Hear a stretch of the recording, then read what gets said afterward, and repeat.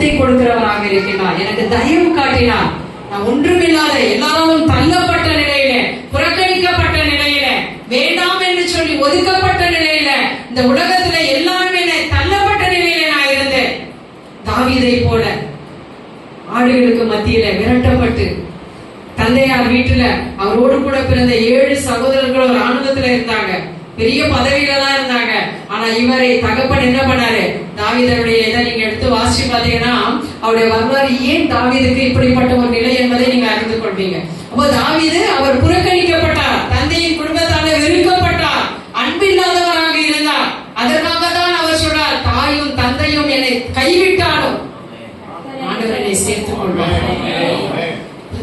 அப்ப இன்றைக்கு காசு பணம் எல்லார்கிட்டயும் இருக்கு.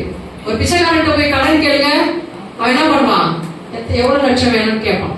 அவன் பணம் இருக்கு, என்ன இல்ல? அன்பு. நீ அன்புக்கு தரித்திர நிலை இந்த உலகத்துல உருவாகி கொண்டே அதிகமா இருக்கு. எந்த அன்பு இருந்தா நான் என்ன பண்ணுவேன்? உடனே அவங்க பக்கத்துல இருக்கிறவங்க சாப்பாடு இல்லாத இருக்கிறாங்க, அதனால நான் என்ன செய்யறேன்?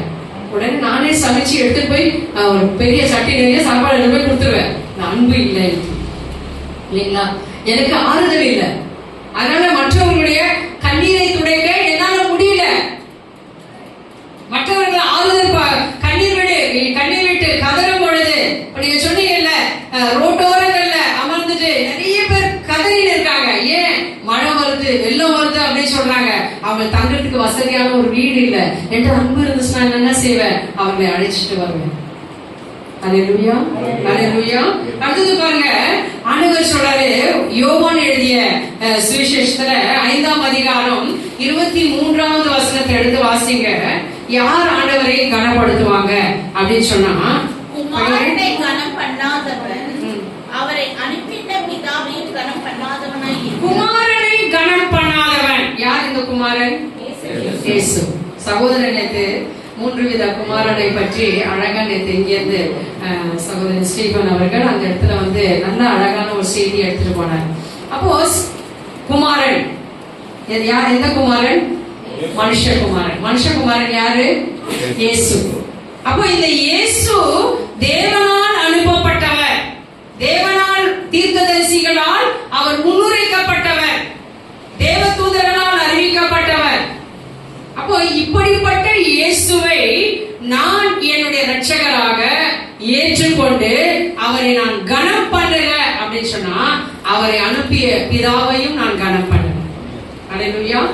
இயேசுவை நான் கனம் பண்றேன் அப்படின்னு சொன்னா பிதாவையும் கனம் பண்றேன். அதான் இயேசு சொல்றாரு, உங்களை ஏற்றுக்கொள்கிறவன் என்னை ஏற்றுக்கொள்கிறவன், என்னை ஏற்றுக்கொள்கிறவன்.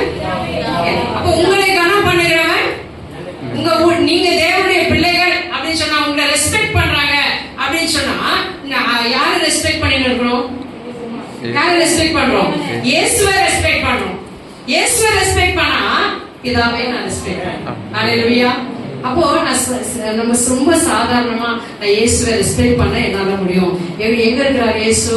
என் பக்கத்துல இருக்கிறவங்க தான். சொல்லுங்க, இவங்க தான் நான் ரெஸ்பெக்ட் பண்ணணும். நான் இவங்களை ரெஸ்பெக்ட் பண்ணும்போது அது இயேசு respect. I am respecting Jesus. நான் இயேசுவை ரெஸ்பெக்ட் பண்றேன். அப்ப நான் இயேசுவை மதிக்கிறேன். அப்ப இயேசுவை நான் மதிக்கும் பொழுது அந்த மதிப்பு எங்க போகுதுன்னா, பரலோகத்துல வானமண்டலங்களா தாண்டி பிதாவுக்கு போகுது அந்த உங்களுடைய மகிமை, கனம். அல்லேலூயா, அல்லேலூயா. இன்னொரு வசனத்தை வாசிங்க. யோவான் 12ஆம் அதிகாரம் 23வது வசனத்தை, 26வது வசனத்தை பிற்பகுதியை படிங்க.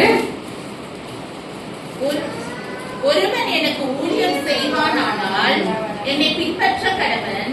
நான் எங்கே இருக்கிறேனோ அங்கே என் ஊழியக்காரனும் இருப்பான். ஒருவன் எனக்கு ஊழியம் செய்தால் அவனை பிதாவானவர் கனம் பண்ணுவார். ஊழியம் செய்யணும்ன்ற எத்தனை பேர் ஆண்டவர் ஊழியம் செய்றீங்க? எத்தனை பேர் ஆண்டவர் ஊழியம் செய்றீங்க? ஆமென். 2 பேர் தானா சபையிலேயே ஊழியம் செய்யறது? நீங்க சொல்லுங்க, நான் எல்லாருமே ஊழியக்காரர்கள் தான் இல்லைங்களா? ஆண்டவருக்கு ஊழியம் செய்யதான் இந்த உலகத்துல ஆண்டவர் நம்மளை தெரிந்து கொண்டார், அவருக்கு ஊழியம் செய்வதற்காக தான்.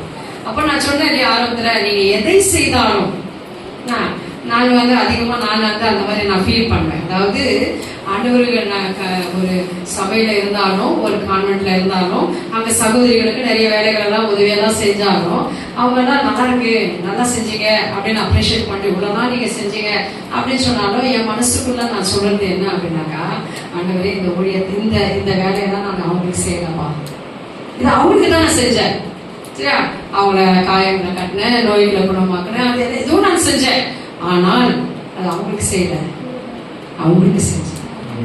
நான் வீட்டை கிளீன் பண்றேன், நிறைய அம்மாமாரெல்லாம் இருக்கிறீங்க, வீட்டை என்ன பண்றீங்க, சுத்தம் பண்றீங்க, துணி துவைக்கிறீங்க, சமைக்கிறீங்க, நாள் கணக்கா வீட்டுல உழைக்கிறீங்க. அந்த உழைக்கும் பொழுது உங்களுக்குள்ளாக நீங்க என்ன சொல்லணும் அப்படின்னு சொன்னா, நான் உழைக்கிறது கணவனுக்கு, மனைவிக்கு, பிள்ளைகளுக்கு அப்படின்னு உலக பிரகாரமா அது இருந்தாலும் அந்த உழைப்பு எல்லாம் என் தேவனுக்கு போகும். அப்பதான் அதுல கிரெடிட் வரும் உங்களுக்கு, அப்பதான் ஆசீர்வாதம் வரும். இதை வச்சு அதை நீங்க செஞ்சு அனுப்பிடுறீங்க. அப்ப நான் என்ன சொல்வேன் அப்படின்னா, நான் ஒரு தொடப்பு குச்சி எடுத்து போட்டா கூட அது அவங்களுக்கு இல்லாதவரே உங்களுக்கு தான், அதை கணக்குல வச்சுக்கோங்க, அதை டிபாசிட் பண்ணிக்கோங்க, என்னுடைய அக்கௌண்ட்ல நீங்க சேர்த்துருங்க. நான் செய்யறது இந்த உலகத்துக்குரியது ஆக இருந்தாலும் நான் தேவனுக்கு நான் அதை செய்யறேன். அப்போ தேவனுக்கு நான் ஊழியம் செய்யறேன். இப்போ 24 மணி நேரமும் நீங்க செய்யறதெல்லாம், அப்போ சகோதரி சொன்னது போல அர்ப்பணிக்கிற